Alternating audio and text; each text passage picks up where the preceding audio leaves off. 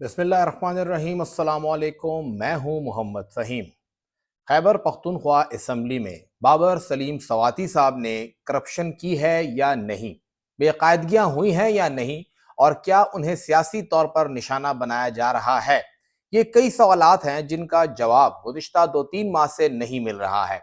लेकिन पाकिस्तान तहरीक इंसाफ की internal accountability committee के एक रुकन काजी मोहम्मद अनवर साहब ने इन शिकायत के हवाले से अपनी एक इंक्वायरी की है और वो इंक्वायरी पब्लिक कर दी गई है। अब तक ये नहीं पता कि ये किसने पब्लिक की है, लेकिन ये इंक्वायरी कमेटी की रिपोर्ट सिर्फ 3 लोगों के पास है, जिनमें से एक काजी अनवर साहब, एक ब्रिगेडियर रिटायर मुसद्दिक अब्बासी साहब और एक शाह फरमान साहब हैं। इन तीनों में से ही किसी एक ने ये रिपोर्ट लीक की है और मीडिया तक पहुंची है, और अब ये सब कुछ सामने आया है कि बाबर सलीम सवाती साहब ने कोई करप्शन नहीं की। लेकिन अगर इस रिपोर्ट को देखा जाए तो कई सवालात जो हैं वो उठते हैं, और काजी अनवर साहब की अपनी ही फाइंडिंग यहां पे कुछ थोड़ा बहुत इख्तिलाफ रखती हैं। शुरू करते हैं इस कमेटी की कुछ शिकायत आई थी उनमें से सिर्फ इसी इंक्वायरी रिपोर्ट, बाकी रिपोर्ट पे हम बात नहीं करेंगे, सिर्फ और सिर्फ काजी मोहम्मद अनवर साहब की इस रिपोर्ट पे बात करेंगे। शुरू करते हैं वकार साहब से। वकार साहब से मुताल्लिक कई शिकायत थी, कई बातें थी, ठीक है गलत है सब कुछ था, लेकिन अब ये मामला खुल गया है तो उनका नाम लेके बंदा बात कर सकता है। 3 स्पीकर और एक शख्सियत। वकार साहब से मुताल्लिक इल्जामात लगते रहे, वो इल्जामात लगते रहे असद कैसर साहब के ऊपर, मुश्ताक गनी साहब के ऊपर और अब बाबर सलीम सवाती साहब के ऊपर, और इन तीनों पर लगने वाले इल्जामात की तस्दीक की है काजी मोहम्मद अनवर साहब ने। उन्हीं की इस रिपोर्ट के मुताबिक ये कहा गया है कि वकार शाह साहब को पेशावर हाई कोर्ट ने ये ऑर्डर दिया कि वकार शाह साहब को पीआईए से पेशावर की खैबर पख्तूनख्वा असेंबली में ला के डेपुटेशन पर लगाना गैर कानूनी था और इसीलिए उन्हें वापस भेजा गया। यानी वो ये तस्दीक कर रहे थे कि असद कैसर साहब ने वकार शाह साहब को गैर कानूनी तरीके से ला के असेंबली के अंदर बिठाया और वो बरसों यहां पे काम करते रहे। उसके बाद उन्होंने इसी रिपोर्ट के अंदर वकार शाह साहब की भर्ती के हवाले से भी जो इंकशाफात किए हैं वो काफी चशमकुशा हैं।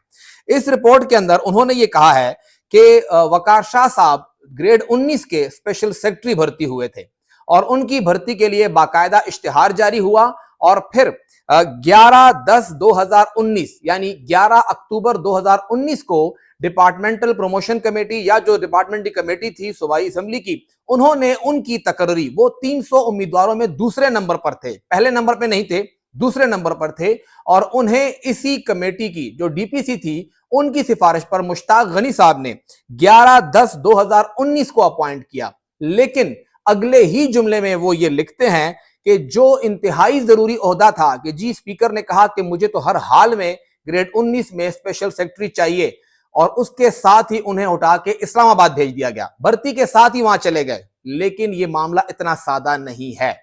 इस रिपोर्ट के मुताबिक 11/10/2019 को वकार शाह साहब को भर्ती किया गया, उनका नोटिफिकेशन हुआ, और 1/2/2019 1 फरवरी 2019 को उन्हें पाकिस्तान इंस्टीट्यूट ऑफ पार्लियामेंट्री जो ट्रेनिंग थी जो भी था वहां पे पिप्स, वहां पे उन्हें भेज दिया गया। अब एक बंदा 2019 अक्टूबर में भर्ती हो रहा है तो 2019 के फरवरी में उन्हें कैसे इस्लामाबाद या पिंडी भेजा गया? अपनी तकर्री, अपनी भर्ती से 8 महीने कबल उन्हें डेपुटेशन पर पिंडी या इस्लामाबाद भेजा गया है। कैसे मुमकिन है? ये एक बहुत बड़ा सवाल है जो कि वकार शाह साहब के कैरियर पर काजी अनवर साहब ने लगा दिया है। उन्होंने वकार शाह साहब के कैरियर पे 2 और सवालात भी उठाए हैं। पहला सवाल तो ये कि भर्ती से वो 9 महीने 8 महीने पहले ही जाके इस्लामाबाद के अंदर पिप्स के अंदर ग्रेड 20 के ओहदे पे काम कर रहे थे। दूसरा, उन्होंने कहा कि जब उनकी यहां भर्ती हो गई, इसी डेट को अगर लें जो 11 अक्टूबर की है, 11 अक्टूबर 2019 को उनकी भर्ती हो गई। उसके बाद जब मुश्ताक गनी साहब यहां पे थे 22 अप्रैल 2022, यानी उनकी भर्ती के तकरीबन 2 साल और 6 महीने बाद मुश्ताक गनी साहब, जिनके साथ उन्होंने काम ही नहीं किया, वो तो इस्लामाबाद बैठे हुए थे, मुश्ताक गनी साहब ने उनकी प्रमोशन कर दी ग्रेड 20 के अंदर। ग्रेड 19 में इंडक्ट किया मुश्ताक गनी साहब ने, और इंडक्ट करने के बाद पिंडी भेज दिया, इस्लामाबाद भेज दिया, और उनको वहीं बैठे बैठे इन्होंने यहां से 2.5 साल बाद अग्रे ग्रेड में तरक्की दे दी। फिर इतना ही नहीं, फिर उसके बाद मामला आया बाबर सलीम सवाती साहब के पास। बाबर सलीम सवाती साहब ने 17 जनवरी 2025 उनमें 17 जनवरी 2025 को उन्होंने वकार शाह साहब को ग्रेड 21 में तरक्की दे दी।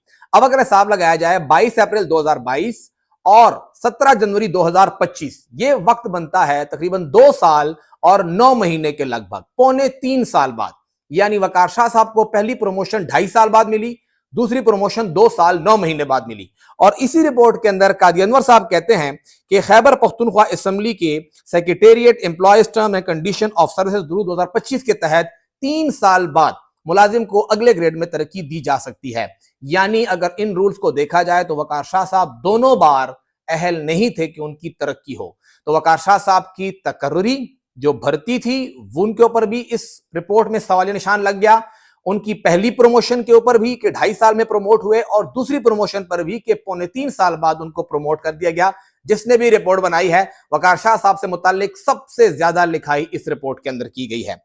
मामला सिर्फ यहां तक नहीं, सरीर साहब जो कि जाहिर बात है स्पीकर साहब पे काफी करीब हैं, उसके बारे में कहा गया कि 1994 में वो भर्ती हुए एज ए स्टेनोग्राफर स्केल 12 में और 2022 तक वो स्केल 17 तक पहुंचे, लेकिन उसके बाद आंखें बंद कर दी गई। ऐसा हुआ कि बाबर सलीम सवाती साहब ने उन्हें पहले स्केल 19 में तरक्की दी 24 जनवरी 2025 को और एक ही महीने के अंदर उन्हें ग्रेड 20 के अंदर भी तरक्की दे दी गई। कोई और नहीं, काजी अनवर साहब खुद सरीर साहब से मुतालिक लिखते हैं, अंग्रेजी में पढ़ देते हैं, his promotion to grade 20 is and was improper and illegal. यानी बाबर सलीम सवाती साहब ने सरीर साहब की तरक्की गलत तरीके से और गैर कानूनी तौर पे की है, ये उन्होंने यहां पे तस्लीम किया है। इसके साथ साथ जितने भी क्लास 4 भर्ती हुए हैं उन सब से मुतालिक यहां पे कहा गया है कि एक के बारे में भी इश्तिहार जारी नहीं किया गया। ये माना गया कि हाँ इश्तिहार जारी नहीं किया गया है, लेकिन क्योंकि जो बेरोजगारी सर्टिफिकेट है वो उनके पास था, लिहाजा खैर है, कोई बात नहीं। साथ ही साथ जितने लोगों की इसमें प्रमोशन हुई है, बहुत से नाम दिए गए हैं, इन सब की प्रमोशन हुई है। काजी अनवर साहब की रिपोर्ट के मुताबिक एक ऐसा तस्वीर इन्होंने मंजरकशी की है कि स्पीकर बेचारे के पास तो कोई इख्तियार नहीं है। डीपीसी ने रिकमेंडेशन दी, उसने साइन कर दिया। स्पीकर को एक रबर स्टैंप के तौर पे काजी अनवर साहब यहां पे बता रहे हैं कि उनके पास ना तो कोई इख्तियार है, ना कोई समझबूझ है, ना वो फाइल को समझते हैं। बस जो सेक्रेटरी उन्हें भेजता है डीपीसी के रिकमेंडेशन, वो उस पर साइन करके अप्रूव कर देते हैं। लिहाजा अगर किसी की गलत तरीके से प्रमोशन हुई भी है तो स्पीकर के दस्तखत के ऊपर आप स्पीकर को जिम्मेदार ना ठहराएं। उस सेक्रेटरी को पकड़े जिसने भेजा है, स्पीकर बेचारा तो साइन ही करेगा। तो यहां पे वो इस वक्त बाबर सलीम सवाती को इंतहाई कमजोर स्पीकर के तौर पे इस रिपोर्ट के तहत सामने कर रहे हैं। साथ ही साथ देखा जाए तो इस कमेटी की रिपोर्ट, जाहिर बात है कमेटी तीनों मेंबरान पे डिपेंड करती है। इस रिपोर्ट में कहा भी गया है कि तीनों मेंबरान इक्वल है। अभी तक कमेटी ने मुश्तरका तौर पे कोई भी रिपोर्ट तैयार नहीं की है। कमेटी मेंबरान इस बारे में जब हमने राब्ता किया, बाकी 2 मेंबरान भी हैं, काजी अनवर साहब भी हैं, तो वो इस बात के ऊपर बिल्कुल यकीन रखते हैं कि हमारा काम फाइनेंशियल करप्शन देखना नहीं है, हम लोग पार्टी को देखते हैं। इस पूरे मामले के अंदर यह बात साबित हुई है कि फाइनेंशियल करप्शन नहीं हुई है। हम लोग टेक्निकल चीजों को नहीं, पार्टी पॉलिसी को देखेंगे। बाबर सलीम सवाती साहब ने जो भी किया उन्होंने रूल्स के मुताबिक किया, लेकिन क्या ये पार्टी, इस बात के ऊपर पार्टी का बयानिया यही था? बिल्कुल भी नहीं। यही बताया गया कि असद कैसर के भाई को इसीलिए स्पीकर नहीं बनाया कि फिर वही सब कुछ चलेगा जो उन्होंने किया। इसमें बताया गया है कि 75 भर्तियां उन्होंने की, कोई 350, 340, 350 के करीब मुश्ताक गनी साहब ने की। मुश्ताक गनी साहब के ऊपर भी यही इल्जाम था कि आपने कवायद के मुताबिक भर्तियां की हैं, लेकिन क्यों की हैं? लेकिन जो कुछ असद कैसर ने किया, मुश्ताक गनी ने किया, वही सब कुछ बाबर सलीम सवाती साहब भी कर रहे हैं। कानूनी तौर पर यह ठीक है, लेकिन पीटीआई का जो मंशूर है, जो उनका मैनिफेस्टो है, उसको यहां पे कंट्राडिक्ट किया जा रहा है। इख्तियारात का इस्तेमाल किया तो जा रहा है, लेकिन जहां पे इस्तेमाल की जरूरत नहीं है वहां भी हो रहा है। एक महीने में 2 बार प्रमोशन, 3 साल से कबल 2 साल के अंदर प्रमोशन। और दूसरी जानिब अगर यहां पे प्रमोशन की बात हो रही है तो बहुत से ग्रेड 19, ग्रेड 20 के अफसरान जो 3-4 साल से, 5 साल से उसी ओहदे में हैं, उनके लिए तो प्रमोशन नहीं हो रही, लेकिन ब्लू आइड जो मनपसंद लोग हैं उन्हीं की प्रमोशन पे प्रमोशन हो रही है। तो फिलहाल कमेटी ने इस मुतालिक फैसला करना है। ये जो रिपोर्ट सामने आई है ये सिर्फ काजी अनवर साहब की रिकमेंडेशन है, उनकी फाइंडिंग है। अब उनकी finding, brigadier retired Mossadegh Abbasi साहब की फाइंडिंग और शाह फरमान साहब की फाइंडिंग, तीनों इकट्ठे बैठेंगे और एक कंसेंसस के साथ कमेटी की रिपोर्ट तैयार करके इमरान खान को भेजी जाएगी और उससे मुतालिक फिर बाबर सलीम सवाती साहब के मुस्तकबिल का फैसला होगा कि वो ये इर्रेगुलरिटीज ठीक करते हैं या फिर उन्हें कोई और सजा सुनाई जाती है।